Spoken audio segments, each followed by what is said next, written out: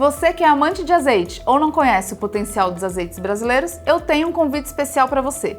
No dia 19 de agosto de 2023, das 9 às 16 horas, no Jardim Botânico aqui em Brasília, você vai ter a oportunidade de conhecer, provar e escolher o melhor azeite do Brasil. Eu estarei lá e espero você! E para se preparar para esse evento e conhecer um pouco mais sobre o mercado de azeites, ouça agora o episódio desta semana, em que conversei com uma super especialista no assunto, a azeitóloga Ana Belotto. Ouça o Agro, Gestão e Mercado, com Natália Fernandes, um podcast do Sistema CNA Senar. Olá! Começa agora mais um episódio do podcast Ouça o Agro, Gestão e Mercado, seu podcast sobre mercados agropecuários e gestão de custos e riscos de preço em negócios rurais. O episódio de hoje está bem especial. A gente vai falar sobre os diferenciais e os valores dos azeites de oliva do Brasil.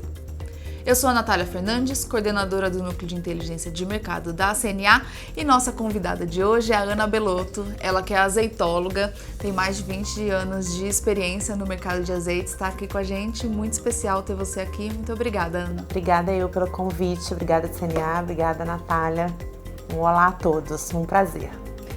Então vamos lá, né, falar desse assunto tão interessante. Eu há pouco tempo nem sabia que o Brasil era um produtor de azeites, tive a oportunidade de conhecer. Por mais que tenha uma dificuldade ainda de eu encontrar azeite brasileiro, né, comumente não é tão simples, então estamos descobrindo que tem azeite no Brasil, azeite de qualidade, e você já com 20 anos de experiência. Então eu queria que você contasse um pouco da sua história, como que você entrou no mundo de azeites. Eu iniciei realmente há 20 anos atrás, eu sou estudante de publicidade, então eu tive uma oportunidade de estagiar em uma importadora e distribuidora que estava trazendo um azeite importado, um azeite espanhol para o Brasil na época. E o meu primeiro contato realmente era esse, eu consumia o azeite. Acho que como qualquer brasileiro e qualquer pessoa aqui que consuma o azeite no Brasil, é muito comum a gente consumir o azeite na Páscoa, com o bacalhau. Então eu, assim, acho que como a grande maioria também consumi o azeite somente na Páscoa ou no Natal, algo em datas muito especiais. Furava a latinha de um lado e do outro, tinha inclusive as roupinhas que a gente colocava nas latinhas como um acessório muito... E é isso, era latinha mesmo, era, né? latinha. Aquela tampinha vermelha. A tampinha Tem vermelha. Tem que pôr um papelzinho para não quando escorre. Verdade, e era realmente furando de um lado e do outro fios realmente bem fininhos de azeite, porque era algo muito caro. E não tinha realmente grandes marcas naquele momento. E então com essa oportunidade, com esse desafio profissional, eu pude me aproximar mais do mercado de azeites, realmente entendendo como lançar um azeite, como que era o consumo realmente do azeite. E essa marca veio em vidro escuro, verde escuro. Comentávamos da acidez na época, comentávamos de origem e procedência, algo que as pessoas não estavam acostumadas em função desse consumo em lata. Muitas vezes a gente consumia também mistura de outros óleos, os óleos compostos com um azeite de qualidade. A gente não tinha realmente tanto acesso a um bom azeite, isso há 20 anos atrás. E eu me apaixonei por esse universo através desse trabalho e a partir daí eu tive, eu quis me especializar. Então fui para a Espanha, para a Itália, me especializei como sommelier de azeites, continuei me especializando depois também aqui no Brasil em varejo internacional, em marketing, em antropologia da alimentação, realmente, mas sempre trabalhando com o mercado de azeite, 100% trabalhando com azeites de oliva. E desde 2008, ainda trabalhando nessa distribuidora, ainda trabalhando com os azeites importados, eu soube que ia ter uma extração do azeite em Minas Gerais. Eu sou mineira, sou de BH e fiquei realmente encantada e muito curiosa. Quando foi isso? Isso foi em 2008. E eles fizeram a primeira extração de azeite experimental em Maria da Fé, na EPAMIG, na sede da EPAMIG, em Maria da Fé, em 2008. E a partir daí eu comecei a ficar mais atenta ao azeite brasileiro e realmente curiosa para entender como que seria essa história do azeite produzido no Brasil. E comecei a me aproximar mais da EPAMIG, até mesmo por estar em BH e por ser mineira.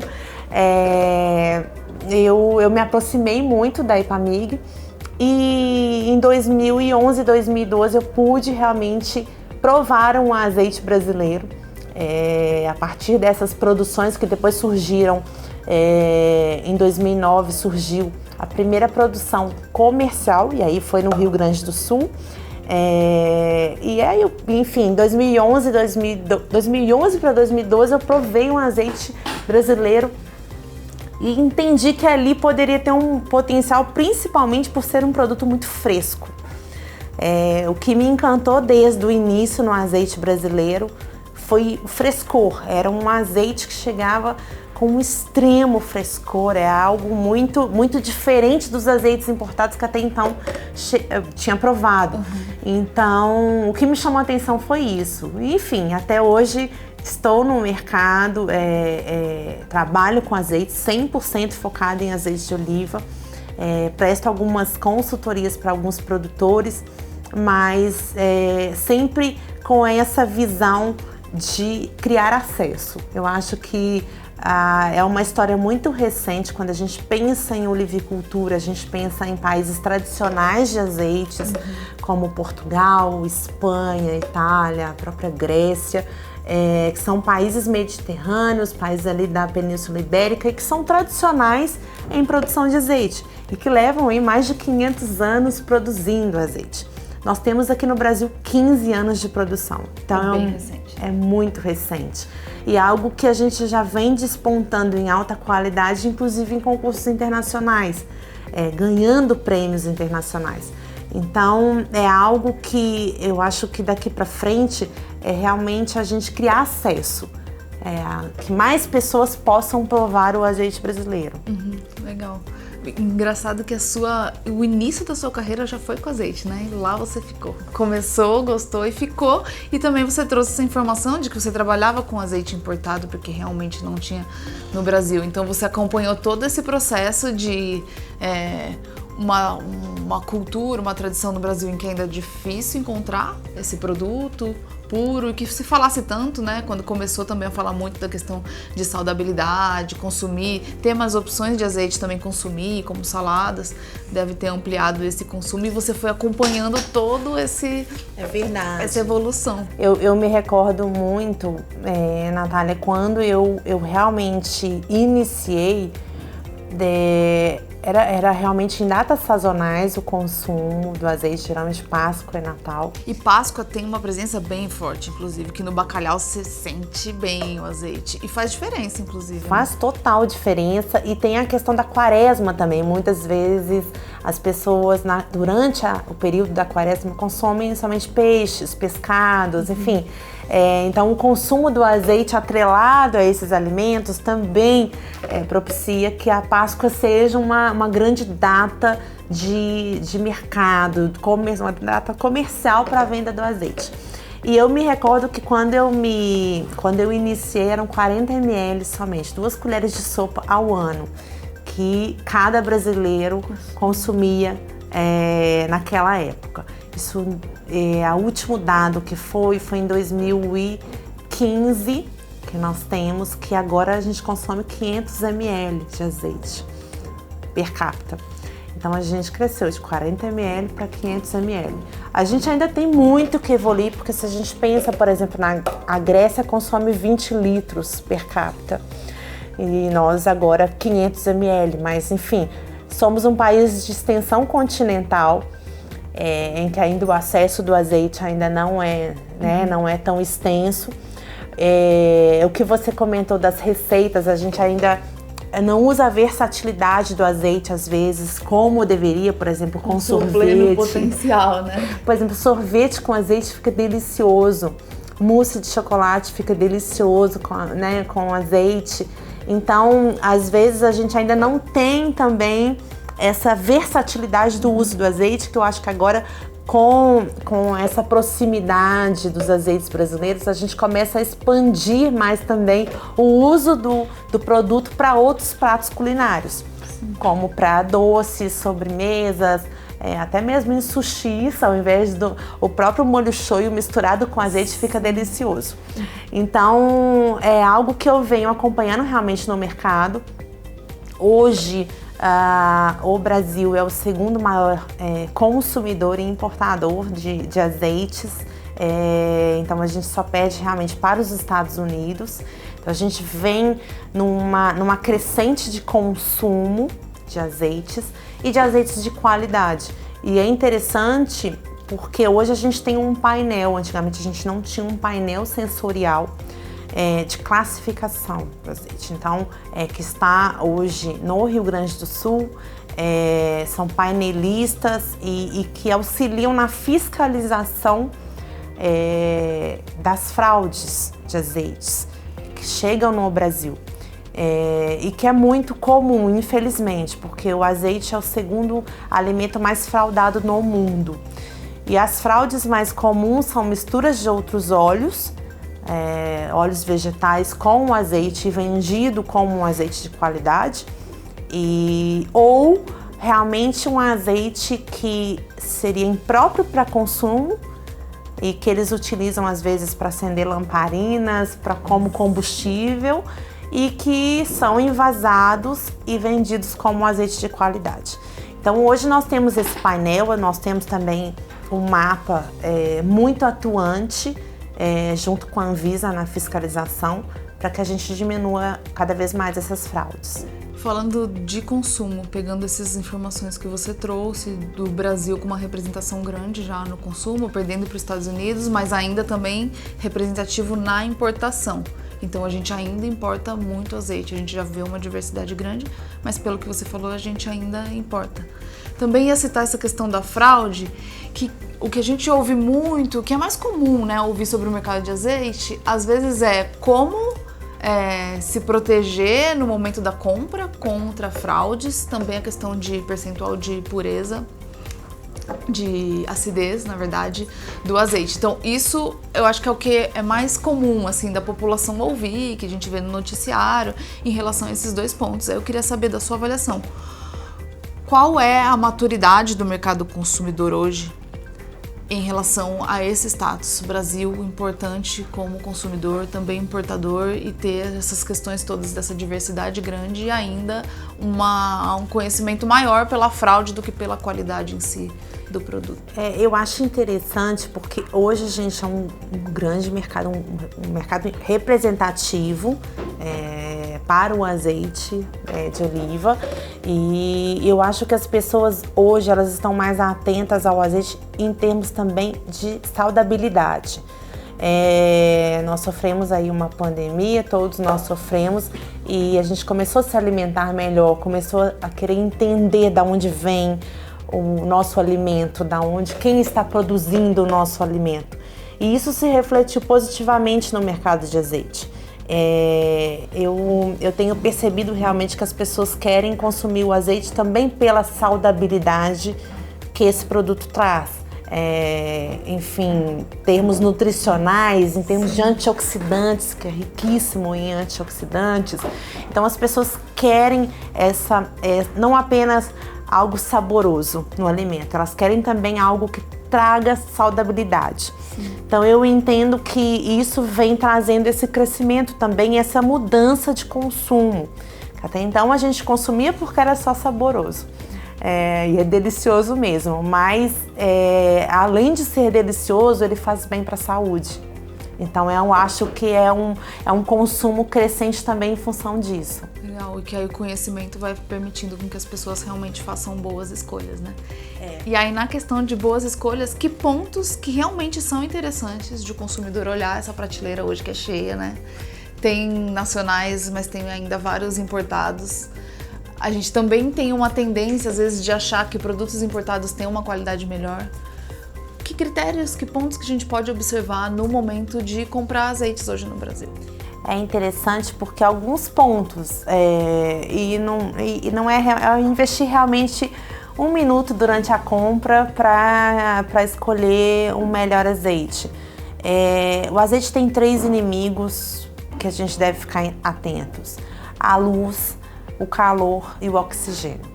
Então, não à toa, a grande maioria da gôndola você vai encontrar vidros escuros, porque a luz é um dos inimigos do azeite. Então, sempre deem preferência a vidros de coloração mais escura ou embalagens, latas que bloqueiem a luz do produto. O oxigênio, ou seja, sempre manter a embalagem muito bem vedada, muito bem tampada. É lindo a azeiteira transparente com bico dosador, mas não façam isso, porque realmente a transparência e o bico dosador vai fazer a transparência em função da luz e o bico dosador em função do oxigênio, que vai trocando o oxigênio da garrafa, da embalagem, e vai oxidando o produto. O que a gente perde com isso inicialmente? Aroma. Azeite, quando a gente consome o azeite, a gente tem que imaginar que a gente está consumindo o suco de uma fruta. E como todo suco de uma fruta, a gente quer o seu frescor, o máximo de aroma e o máximo de sabor. É como se fosse um suco de laranja recém-espremido e um suco de laranja que a gente vai guardar na geladeira por um tempo. É bom ouvir isso, porque definitivamente não é muito o que a gente faz hoje com azeite, né? O que a gente vê mais comumente acontecendo não é isso ainda, né? Esse tipo de apreciação.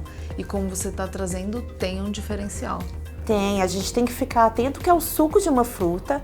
A palavra azeite vem do árabe, que significa, o árabe é em azeite, que significa suco de azeitona. Então nós estamos tomando um suco de uma fruta quando a gente consome azeite. Então o seu frescor, o seu aroma, o seu sabor em máxima intensidade deve ser preservado. Então sempre garrafas escuras ou latas, enfim, escuras, que tenham uma boa vedação. Então mantenham sempre a embalagem original e muito bem vedada, tampada, inclusive as latas também. Origem e procedência, porque em função das fraudes é importantíssimo a gente saber de onde veio aquele produto, onde ele foi produzido, onde ele foi envasado, porque a maioria das fraudes também ocorrem de o produto vir de um local envasado em outro. Então isso a gente começa a entender também a origem e procedência, porque a gente quer, como eu bem disse, aquela questão do suco de fruta, a questão de origem e procedência tem a ver com o terroir. Então a gente também tem a influência do terroir, onde ele foi feito, onde ele foi produzido, para o resultado daquele produto. Então é interessante a gente também, além de ficar atento em função das fraudes, a gente também ter isso como uma chancela de onde eu quero, o que eu quero, o que eu espero daquele azeite, que é muito o que a gente faz com o vinho, mas que às vezes a gente não pensa tanto no azeite. Data de validade de produção, que é importantíssimo, porque o azeite, quanto mais fresco, melhor. Então a gente quer o máximo de aroma, o máximo de sabor, o máximo de frescor.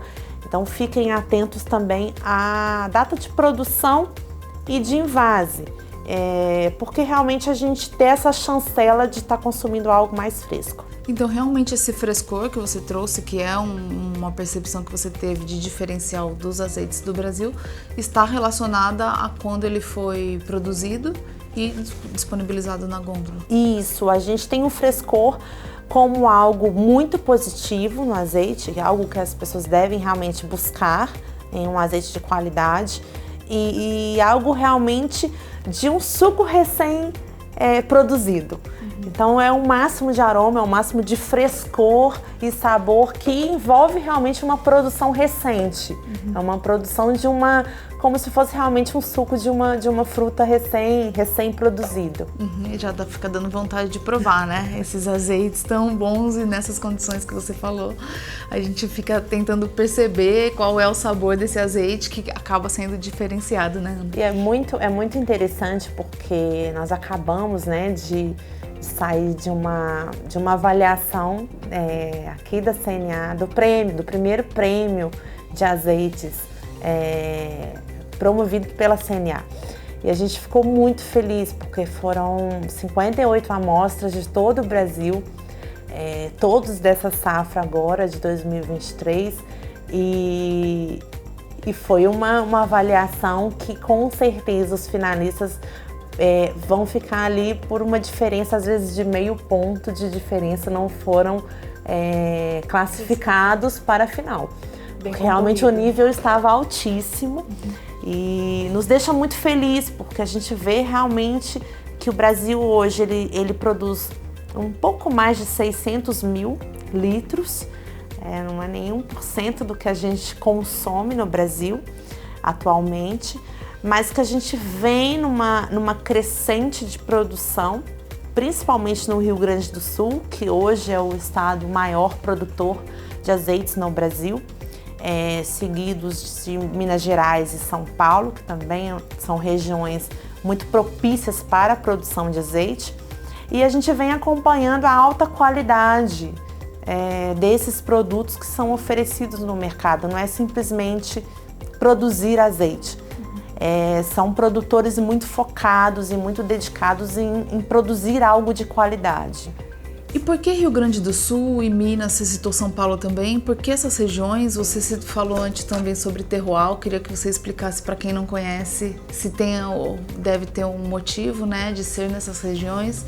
Qual a diferença de terroir dessas regiões para interferir no azeite que hoje está sendo produzido com tanta qualidade no Brasil?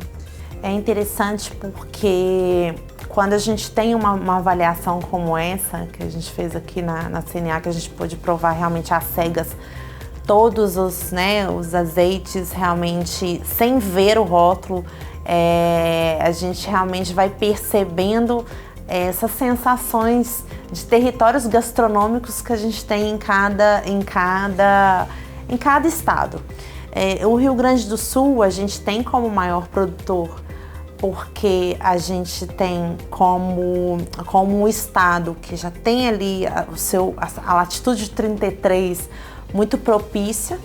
É algo que eu venho acompanhando, não sou formada em agronomia, mas todos os meus projetos eu tenho um agrônomo como par, como dupla. Sim. E eles são essenciais porque tudo começa no campo.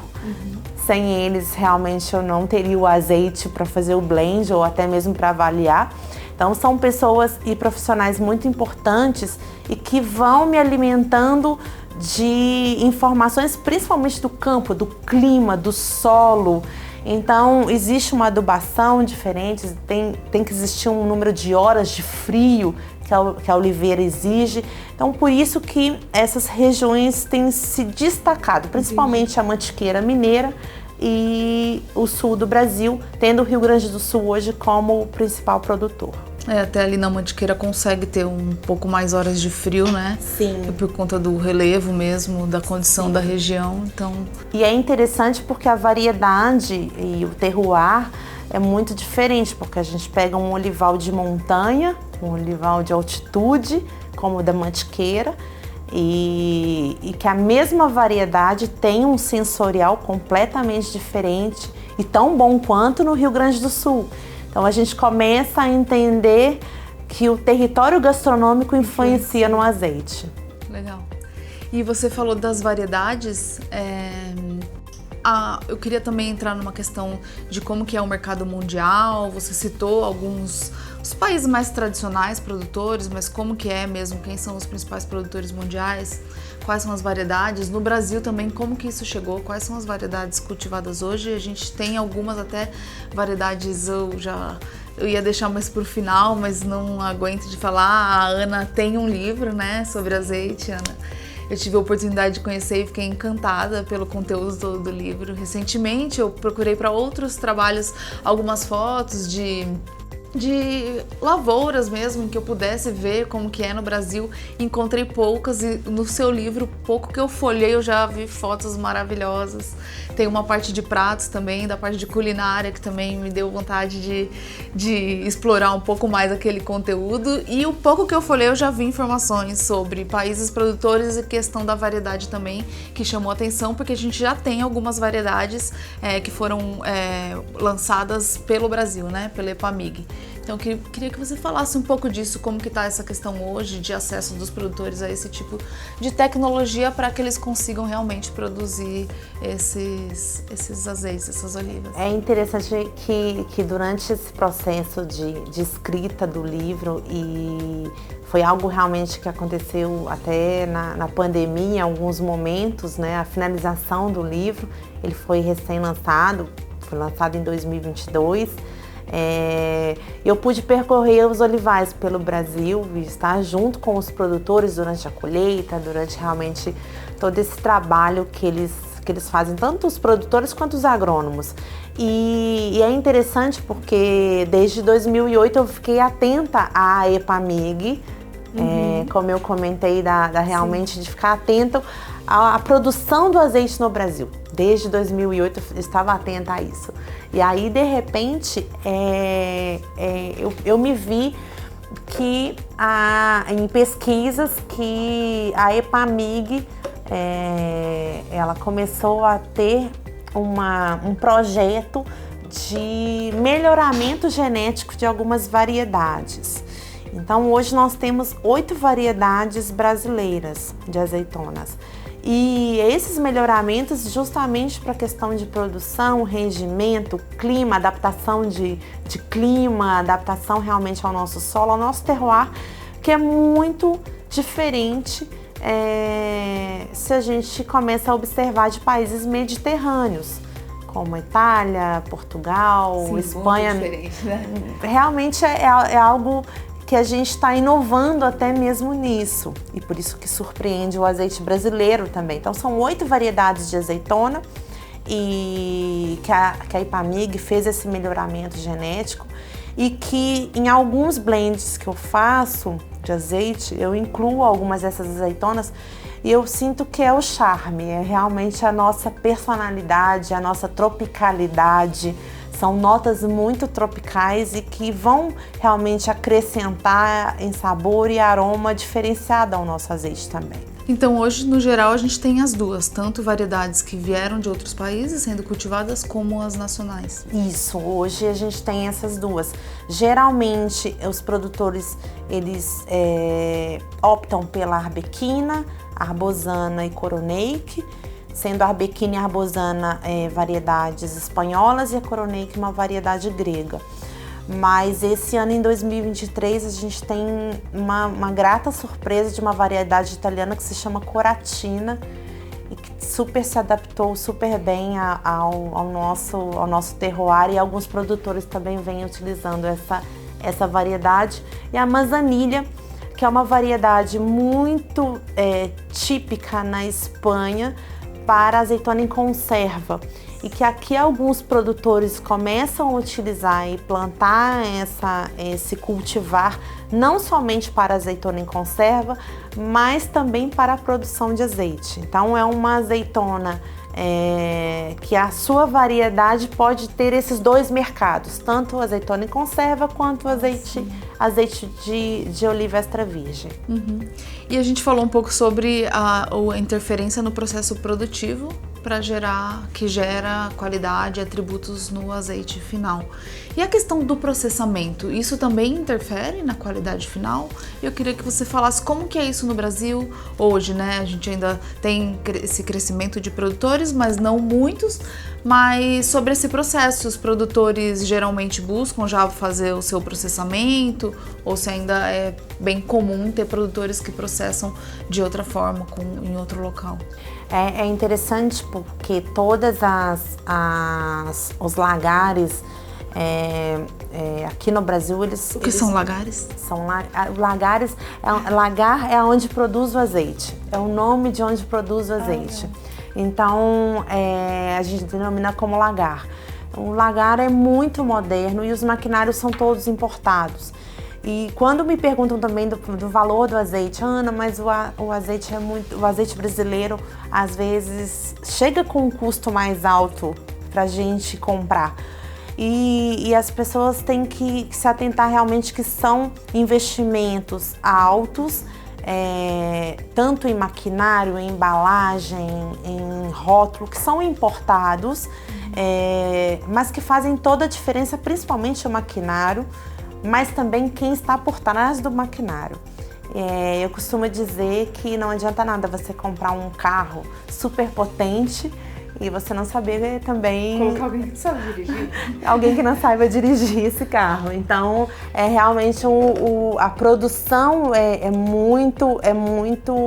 um fator realmente que tem que ter esse acompanhamento. O processamento, então, também importa, o modo de processar ali também interfere na qualidade. Sim, o processo ele tem que ser a frio, até 28 graus, realmente para ter um azeite de altíssima qualidade. É um processo que tem que ser acompanhado por um mestre lagareiro e que realmente ele tem que ter todo esse detalhismo e toda essa atenção no processo do produto. Então, hoje, a gente tem, tanto nas duas regiões que você citou, que são as principais, no Rio Grande do Sul, como na região da Mantiqueira de Minas, o produtor ainda tem desafios em relação a esse processamento? Como que você enxerga isso hoje? Hoje a gente tem alguns lagares muito modernos, tanto na parte de São Paulo quanto na parte de Minas Gerais, a Mantiqueira Paulista e a Mantiqueira Mineira, mas também no Rio Grande do Sul. E alguns que terceirizam esse trabalho para produtores vizinhos. Que aí consegue viabilizar, é bom que consegue viabilizar alguém que tenha interesse, mas não tenha... E não tenha realmente essa condição, justamente. Então, são parcerias entre os produtores nessa terceirização do processo do azeite, de produção do azeite, e que eles fazem realmente de uma maneira colaborativa.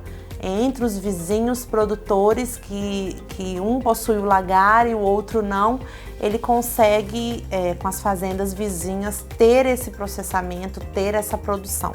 Então, nem todos os produtores têm um lagar próprio, têm a produção na própria fazenda, mas eles fazem em fazendas vizinhas porque a colheita, entre a colheita e o processamento, o ideal é, quanto menor o tempo entre a colheita e o processamento, menos a fruta, menos a azeitona vai sofrer oxidação e maior a qualidade do azeite produzido, em função disso. Então, realmente, como muito 6 horas aí, como muito 6 horas, algo que entre a colheita e a produção do azeite. Então é literalmente um trabalho que na Mantiqueira ainda a gente vê um trabalho manual de colheita. É algo que a gente vê inclusive em função do relevo. É uma colheita manual e que acontece entre fevereiro e abril, fevereiro a março, indo no Rio Grande do Sul até abril. E no Rio Grande do Sul a gente consegue até mesmo pelo relevo, a gente consegue pôr máquinas. Mas algumas variedades, alguns índices de maturação, porque a azeitona é uma fruta, então a gente tem a maturação também correta de colheita, exige realmente que o produtor tenha também uma colheita manual no Rio Grande do Sul. Então a colheita, tanto mecanizada quanto manual, tem que ser muito rápida, muito coordenada também com o lagar que vai receber essa fruta e rapidamente tem que seguir para o processamento e a produção do azeite. E fora do Brasil também é manual a colheita? A colheita, a gente tem uma colheita manual, mas a maioria é uma colheita mecanizada. Isso é um fator que acaba também influenciando no custo, né? Como você citou, a questão do investimento para ele fazer o processamento, também tem isso. Sim. Hoje, a questão de mecanizar é realmente algo que vai impactar nesse custo de não ser uma colheita manual e sim mecanizada.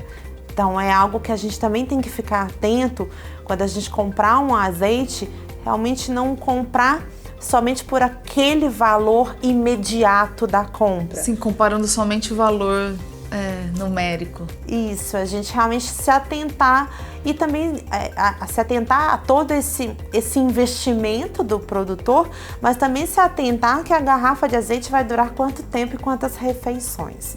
Então é a gente não ter esse valor monetário imediatista durante a compra, de avaliação, mas a gente também entender que aquele vidro de azeite, quantas refeições ele vai fornecer e vai, enfim, vai ter aí atributos muito bons, tanto de sabor quanto de saúde. Fora que quando as pessoas começam a realmente perceber esses valores e se importar, né, com a origem com que é produzido, como foi produzido, valorizar um produto nacional, ter percepções do sabor sensorial, ela vai valorizando aos poucos e vendo uma diferenciação e passa realmente a conseguir incluir aquilo no orçamento e nos seus pratos, em tudo que for necessário.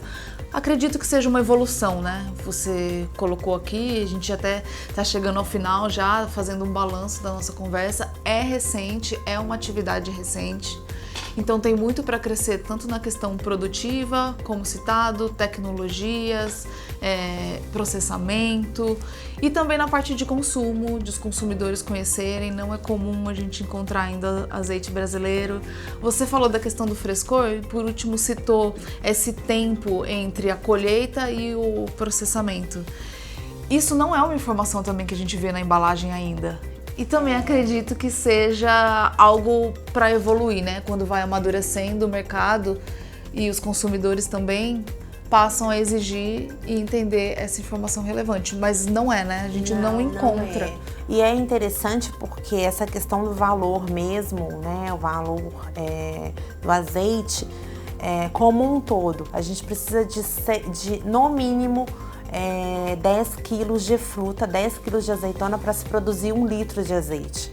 Então, realmente, é um produto que, na sua essência mesmo, desconfiem de azeites muito baratos.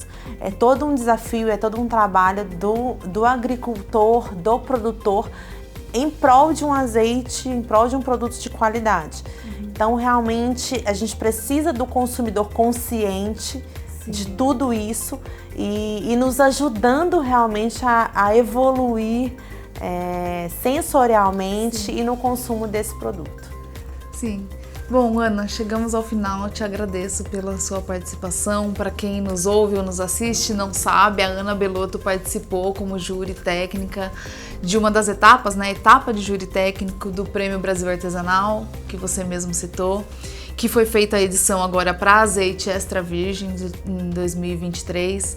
Então é um concurso, uma iniciativa bastante interessante da CNA de valorizar esses diferentes produtos, muitos descobertos em que o produtor nem sabia o seu potencial e participam do concurso e às vezes conseguem ser classificados. Então um trabalho interessante. Inclusive deixo na descrição o link para quem quiser conhecer um pouco mais sobre o programa CNA, o programa de alimentos artesanais e tradicionais da CNA, e também conferir a lista dos finalistas do Prêmio Brasil Artesanal dessa etapa de azeite extra virgem. Te agradeço mais uma vez, parabéns por todo o seu trabalho, pelo seu livro que é maravilhoso e por estar aqui com a gente compartilhando esse conhecimento de todos os seus anos de experiência. Obrigada. É uma alegria realmente, porque o azeite é apaixonante, é um alimento que une realmente apaixonados pelo azeite de oliva. E aqui na CNA, essa semana, a gente, durante as avaliações, a gente comentou isso, que realmente